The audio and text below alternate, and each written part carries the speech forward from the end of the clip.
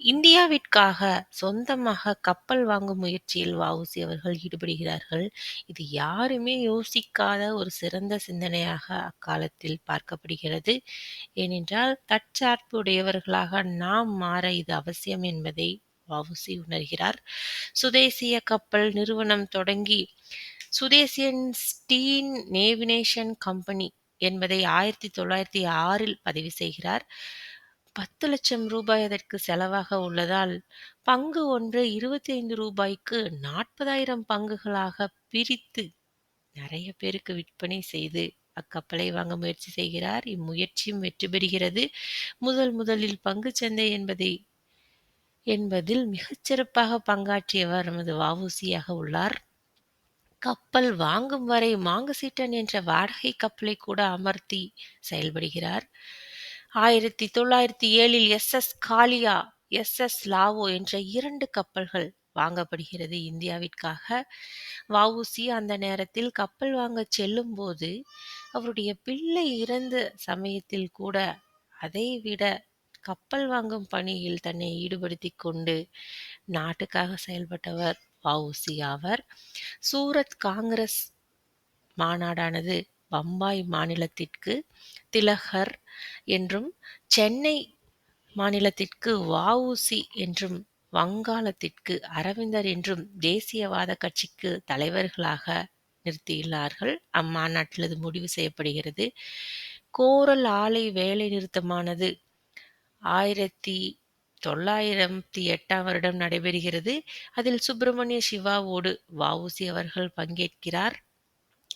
இங்கு அடிப்படை கூலி மற்றும் அந்த போராட்ட வீரர்களுக்கு, தொழிலாளர்களுக்கு எந்த ஒரு சுதந்திரமும் இன்றி அடிமையாக நடத்தப்பட்ட ஒரு நிலையிலிருந்து மாற்றி அவர்களுக்காக போராடி விடுமுறை நாள் மற்றும் ஊதியம், நிலைத்த ஒரு ஊதியம் ஆகியவற்றை வ.உ.சி. பெற்று தருகிறார்.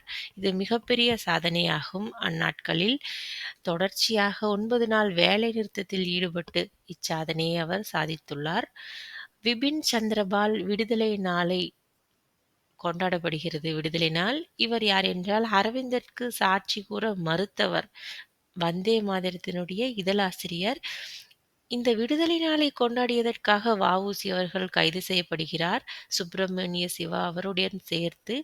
இதனால் மக்கள் எழுச்சி நடைபெறுகிறது. இவ்வெழுச்சியில் கல்லூரி மாணவர்களும் பங்கேற்கின்றனர். கோரல் ஆலை தொழிலாளர்களும் பங்கேற்கின்றனர். இதனுடைய வழக்கு நடைபெறுகிறது.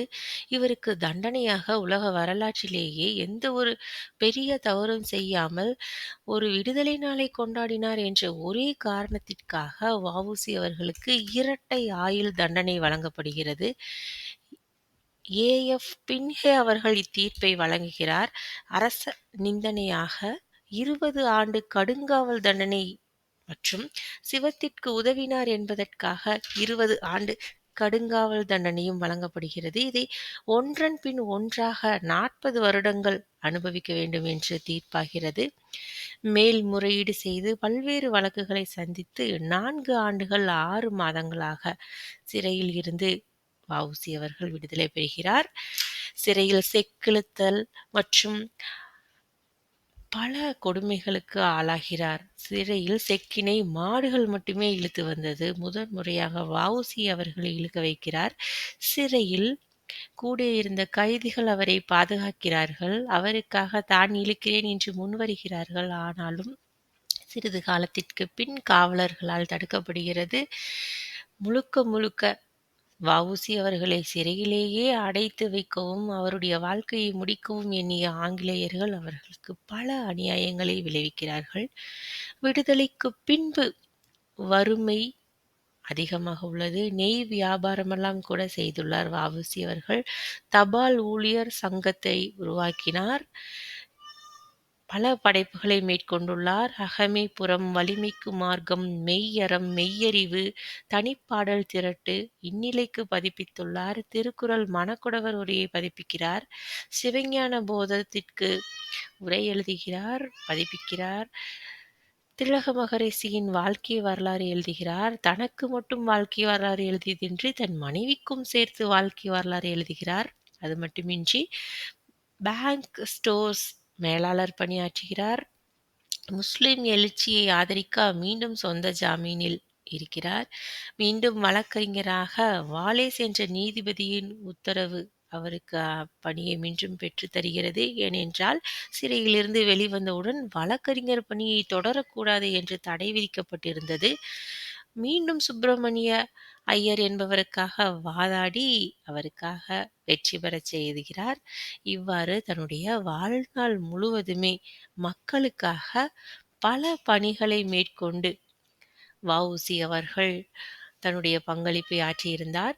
வ.உ.சி.யினுடைய கட்டுரைகள் ஆன்மீக கட்டுரை, அரசியல் கட்டுரை, வாழ்க்கை வரலாற்று கட்டுரை என்று பிரித்து காணலாம். கடவுளும் பக்தியும் என்பது முதல் கட்டுரையாகவும், உலகமும் கடவுள் என்பது கடைசி கட்டுரையாகவும் இருந்தது. அரசியலில் பாரத ஜோதி ஸ்ரீ திலக மகரிஷியினுடைய வரலாறு, மகாராஷ்டிர ஜனங்களின் உயிர்ப்பித்த உற்சவங்கள் என்றெல்லாம் எழுதியுள்ளார். வாழ்க்கை வரலாற்று கட்டுரையாக தன் வரலாறு, மனைவிக்கு வரலாறு என்ற கட்டுரைகள் இடம்பெறுகிறது.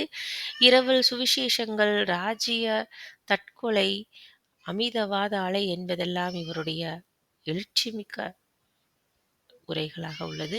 வ.உ.சி. அவர்கள் ஒரு சாதாரண கட்டுரையாளர் மட்டும் அல்ல. அவர் ஒரு மொழிபெயர்ப்பாளர், அவர் ஒரு பேச்சாளர், அவர் ஒரு எழுத்தாளர், அவர் ஒரு சுதந்திர போராட்ட வீரர், வழக்கறிஞர், கப்பலோட்டிய தமிழர். இத்துணை செயல்பாடுகளுள் சிறந்து விளங்கிய வ.உ.சி. அவர்களுடைய பன்முகத்தன்மையானது வியந்து வியந்து நம் நெஞ்சை நெகிழச் செய்கின்ற ஒரு விஷயமாகும். வ.உ.சி. அவர்களுக்கு இப்போதுள்ள பெயரை விட இன்னும் பல சிறப்புகள் நம்மால் செய்யப்பட்டிருக்க வேண்டும். வாழும்போது பல தேசத் தலைவர்களை நாம் மதிப்பதில்லை. அவர் வாழ்ந்த காலத்திற்கு பின்பே அவருக்கு பல பெயர்கள் ஏற்படுகிறது, சிறப்புகள் நடக்கிறது. நமது பாரதியார் போல பாரதியாரோடு ஒன்றாக கலந்தவர் வ.உ.சி. இருவரும் சமகாலத்தவர். மேலோர் சிறையில் வெந்து தணிகையிலே என்று பாரதியார் அவரை பற்றி பாடல்கள் எழுதியுள்ளார். பாரதியாரோடு நெருங்கிய நட்பு கொண்ட வ.உ.சி. அவர்கள் சுதந்திர போராட்டத்தில் தன்னை முழுமையாக ஈடுபடுத்திக் கொண்டு தனது சொத்து முழுவதையும் தனது பல இன்னல்களை தனது முழு தேச தொண்டு ஆற்றியதால் பல இன்னல்களை அனுபவித்தவர். மிகச்சிறந்த போராளி, தேசிய தலைவர். அனைவரும் அவர் வழி செல்வோம். நன்றி, வணக்கம்.